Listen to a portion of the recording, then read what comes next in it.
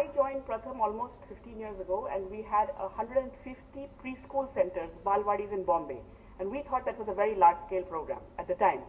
This was in 1996. By 1998, we had 3,000 preschool centers, community-based preschool centers in Bombay alone. And I think right from the beginning, we've been struggling and challenging ourselves to figure out how do we understand what our own impact is. There's always lots of needs.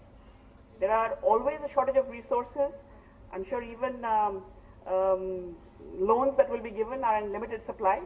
And therefore, for any organization or any program, I think there has to be internal curiosity about what are we doing the best. There are a lot of things to be done, but what are we doing the best? How do we measure ourselves? And I think, I don't know when you proceed what your schools feel about it, but internal curiosity really helps the measurement process, and also I think acceptability and action as you go along. As our programs expanded, first in urban areas, for a number of years at the beginning we were primarily urban, and now of course we are very rural as well, we found that we are dealing really with two kinds of children. And I think that's the kinds of children that you're kind of dealing with in a different sector as well. The two kinds of children are children who've been left out, who've not come into school for whatever reason, who need to be brought in, who are kind of visible and everybody's looking at them, out of school children, and what do you do, how do you bring them in? And the other kind, who's a little more invisible, are children who are getting left behind. So you're in school, but you are, and you're moving from class to class because our government rules are that you don't hold anybody back, but you are just physically moving up. Are you really moving up in terms of what you need to do?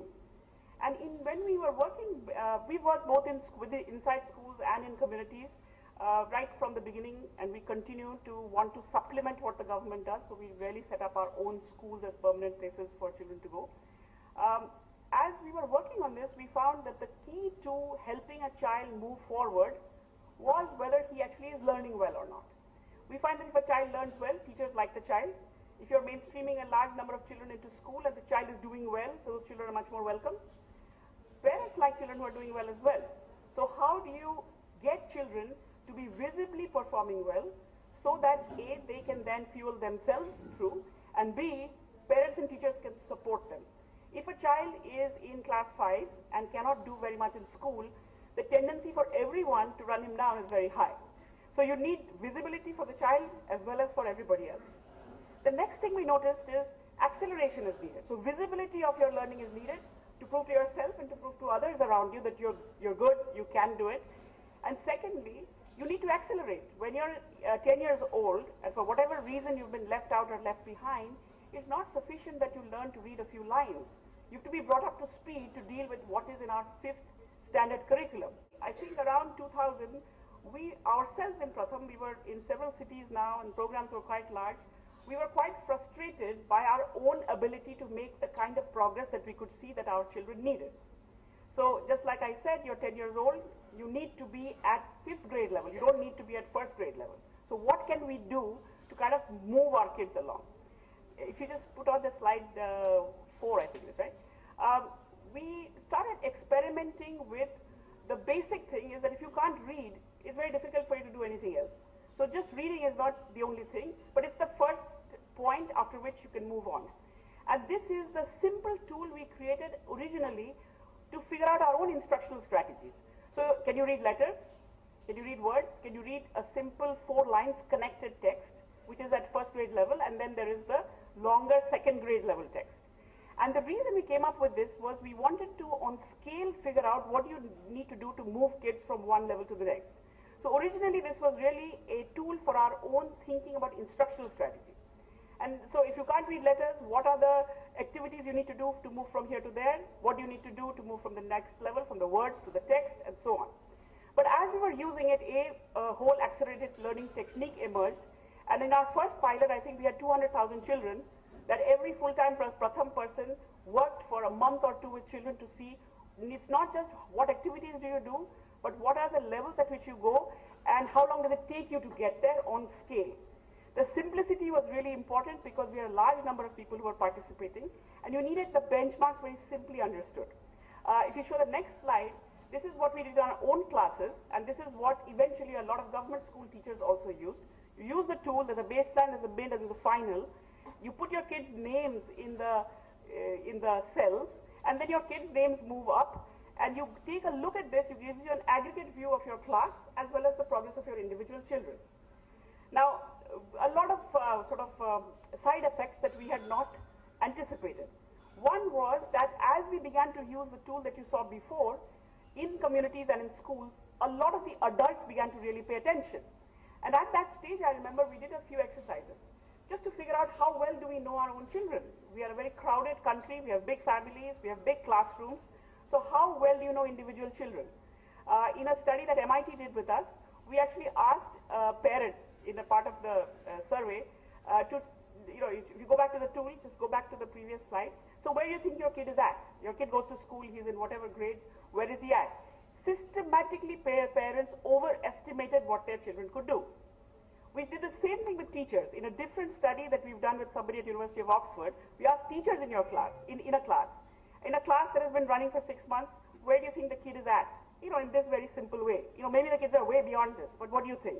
Systematically, teachers overestimated where the kids are at. So, big thing was, learning is not an important part of a lot of our debate at the ground level, all the way up to the policy level, all the way up to the Millennium Development Goal level.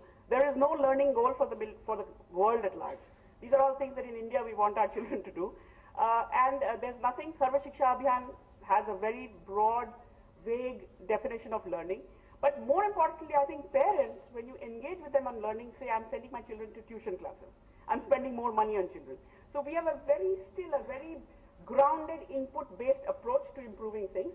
And what a lot of the work that we were doing indicated that unless you focus on outcomes, you could spend a lot of money at the state level, country level, family level, and not get to the outcomes. So simple articulation of outcomes that most people can understand was key to kind of moving this debate forward. And this, in a way, is the simple kind of articulation of the very, very basic goals. You need to go well beyond this. But where are we on this? I've been flashed various 1 minute, 2 minute things, so I'm going to speed up. We also found out that, at least for rural India, and maybe the case for urban slum parents as well, 50% of the mothers of the children who are in school are illiterate. So the engagement with learning is really difficult because you yourself are illiterate and you don't know what to do. The use of this kind of a simple tool at the village level on very large scale brought about a lot of discussions. I mean, we've had scores of parents say, oh, is this what learning is all about?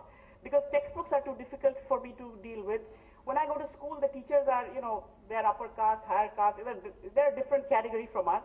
And we really didn't understand. We know education, you should get a good education, but what that actually means. So I think in whatever you do, we do, it's very important that people understand what this whole outcome business is all about, and a simple articulation of it, along with a simple way of moving from one level to the other. If I take your temperature and tell you you're really ill and then walk away, the chances are that you will probably just die. So whereas I don't mean you personally, but if I am able to take your temperature and then offer you a solution right away that you and people around you can do, the chances are that you'll take the assessment and actually act on it is probably a little bit higher. When we started doing ASR, there were no available estimates for basic learning levels in India. What the government does is a pen and paper test. But as you'll see, 50% of children can't read this. So doing a pen and paper test before you can actually figure out how many children can read may give you results which are not quite the results you need to act on. So this is done basically for all districts. We have about 580 rural districts in the country every year on a random sample of children. And the simplicity has really helped, both for doing it, because then almost anybody can do it. But the explaining of it is also easy. And therefore, what ASR has attempted to do is to generate these estimates for the whole country and then spend almost more money and more time to explain the results all the way from the panchayats to the block to the district to the, Mr. Ahluwalia, and now it turns out to a lot of other countries as well. This exercise is now being done in Pakistan. It is being done in Kenya, in Tanzania, in Uganda, and a lot of interest, mainly because of the simplicity, I think, of the way it can be done, and therefore it's simple and it's also fairly, low cost. It takes, depending on your kid, less than 5 minutes to actually go through with it. I'll stop here and hope that you'll ask us lots of questions.